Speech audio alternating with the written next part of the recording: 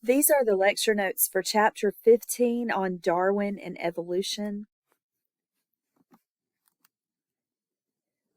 We will primarily cover sections 15.2 and 15.3. We'll skip a lot of the history just to keep it a little shorter. But I do want to mention something to you on slide number 3, and that is the actual definition of evolution. I think there's a lot of people that don't know, that don't understand that the definition is simply what's in parentheses here. Evolution is defined in biology as species change through time. Species change through time. It's not, I think a lot of people put more into the definition of evolution than really what is, the truth. So evolution means species change through time, and it doesn't mean that an individual organism changes through time. It means that the characteristics of the members of the species change through time. For example, I had my morning class look this up the other day. Human height, 200 years ago, the average height for a human male was 5 feet 5 inches. And then today it is, and this is worldwide. This is not in America. This is worldwide. 5 feet 5 inches, 200 years ago. Today, the average height of human males worldwide is 5 feet 7 inches. Now, in America, it would be taller. But worldwide, it is 2 inches taller than what it was 200 years ago. That is species change through time. That is evidence that evolution has occurred in the human species.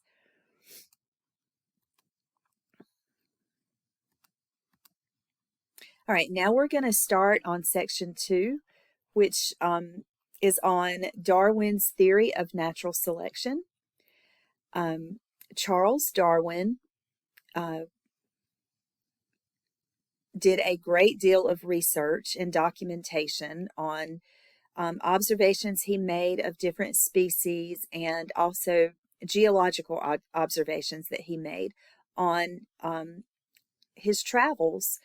And primarily, he obtained his evidence from a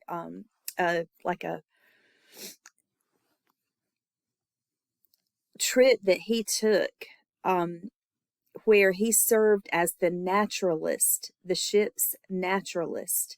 So he was the person designated to study nature, So make observations and write about his observations. So Charles Darwin served as the naturalist on the ship called the HMS Beagle. And the HMS Beagle stands for Her Majesty's Ship. And the voyage took 5 years. They traveled through the southern hemisphere, and primarily his evidence came from the South American mainland in comparison to the islands of the Galapagos. So during his voyage, Charles Darwin observed massive geological changes firsthand. He observed, he observed like layering in rock that he saw that formed cliffs, that kind of thing. He observed raised beaches with exposed layers of sediment, and that kind of led him to realize that the earth had to be much older than what everybody thought. He did observe fossils. He observed a giant fossil of a glyptodon and also of a ground sloth, and that one's called Mylodon. And he observed marine shells in the cliffs of the Andes Mountains, meaning, of course, suggests that the earth is very old, and it suggested that where the mountains are now used to be the beach. So here is an illustration, an artist's rendition of what the Glyptodon would have looked like and what the Mylodon sloth would have looked like. Now, the evidence he collected, much of that evidence was what we call biogeographical evidence. Bio meaning life, geography meaning landforms. So biogeography is the study of the geographic distribution of life forms on Earth. So for one example of where he used biogeography was, I saw one of these the other day at a drive-through zoo, not far from Wilson. It's in Harnett County. It's called, some of you may have even been there, it's called Aloha. But anyway, the Patagonian cavy, he observed the Patagonian cavy, which is native to South America. He observed that that animal was similar to the European rabbit, and I'll show you a picture in a minute. But that suggested that Europe and South America were joined at one time, and and that's what evidence shows us, is that all of our continents were joined in one landmass called Pangaea. So here's the Patagonian cavy, and that's exactly what the one that I saw looks like. I don't know what you think it looks like, but almost to me, kind of like a rabbit, but with long legs, and sort of even favors something like a goat or a deer combined with a rabbit. But that's just how I see it. But anyway, you can tell how similar it looks to the European rabbit. And they are genetically very closely related. So, because DNA tests couldn't be done back then, but they are done now. And genetically, they are very, very closely related. But one is native to South America. The other one is native to Europe. So, and we also find this one in North America, in the United States. But it just suggests that the two land masses were together when at one time, So the evidence from the Galapagos Islands, if you don't know much about the Galapagos Islands, they are a small group of volcanic islands formed 965 kilometers off the western coast of South America. I'm not sure how many miles that is, but they're formed off the western coast of South America. So he studied nature that he observed on the western coast of South America, and then also on the Galapagos Islands. Primarily, what he observed is that the plants and animals on the islands were similar but slightly different from the ones he saw on the mainland. He observed the tortoise on the different islands and the tortoise on the mainland, and the only real difference in them is their neck length. Their neck length varied significantly among the islands. And the finches, you probably heard about the Darwin's finches.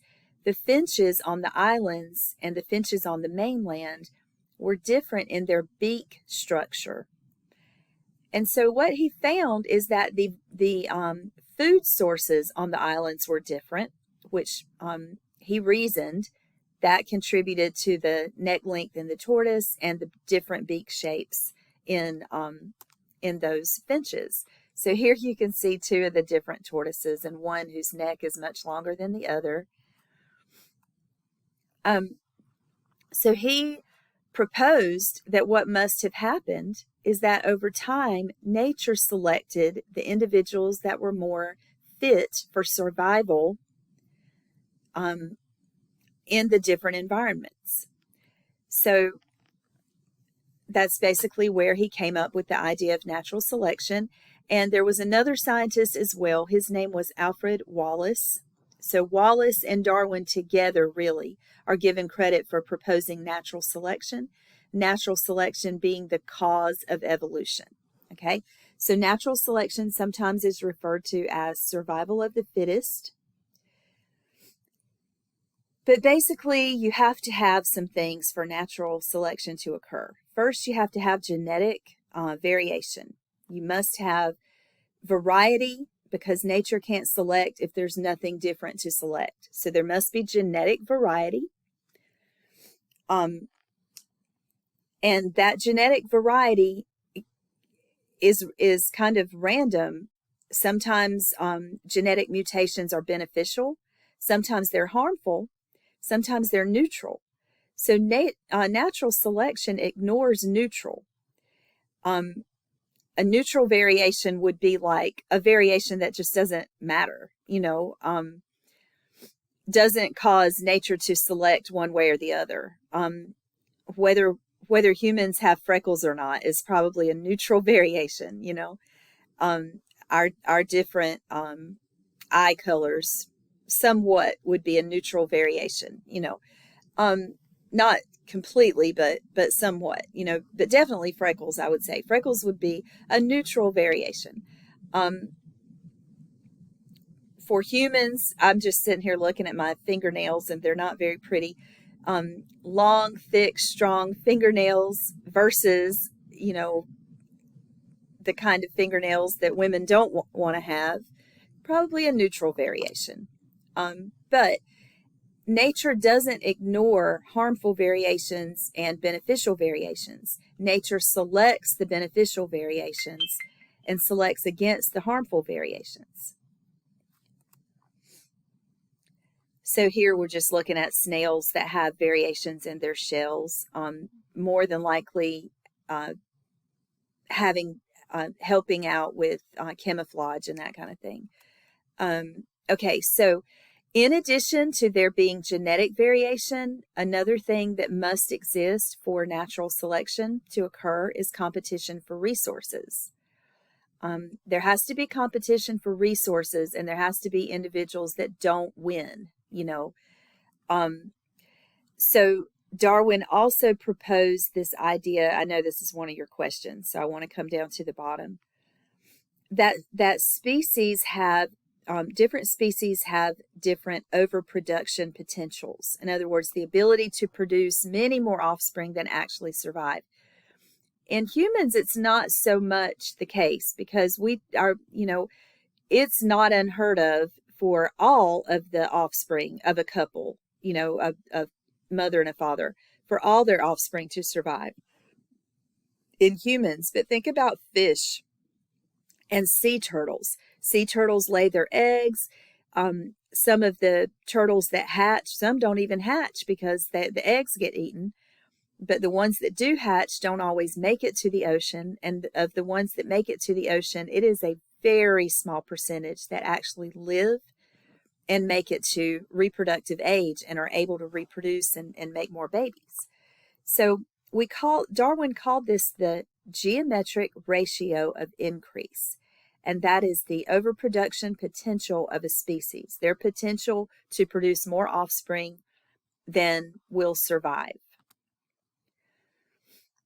And another thing is that organisms differ in their reproductive success, which we call fitness. Organisms differ in their fitness. So we have, for natural selection to occur, we have to have genetic variation, we have to have competition for resources, and we have to have fitness, and that is reproductive success. Reproductive success. The most fit individuals tend to obtain more resources and therefore produce more viable offspring that end up surviving. An adaptation is a trait that helps an organism to be more suited to its environment. For example, here's an adaptation that doesn't show any relationship. Manatees, penguins, and sea turtles all have flippers. Flippers are adaptations for swimming. But that doesn't mean they have, an ancestor in common. It just means nature selected flippers to help certain organisms swim. So adaptations are just traits that help an organism get along better in its environment. Wings are adaptations for flight. Flippers are adaptations for swimming. Darwin also made note of human-controlled breeding, and this is artificial selection. So natural selection is when nature does the selecting. The environment does the selecting. Artificial selection is when humans are the selective force.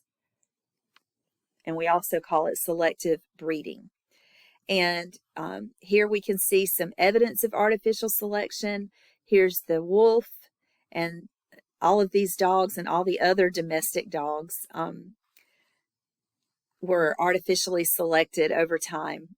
And some natural selection, because it's not all controlled by humans, but it was, and it is in large part controlled by humans.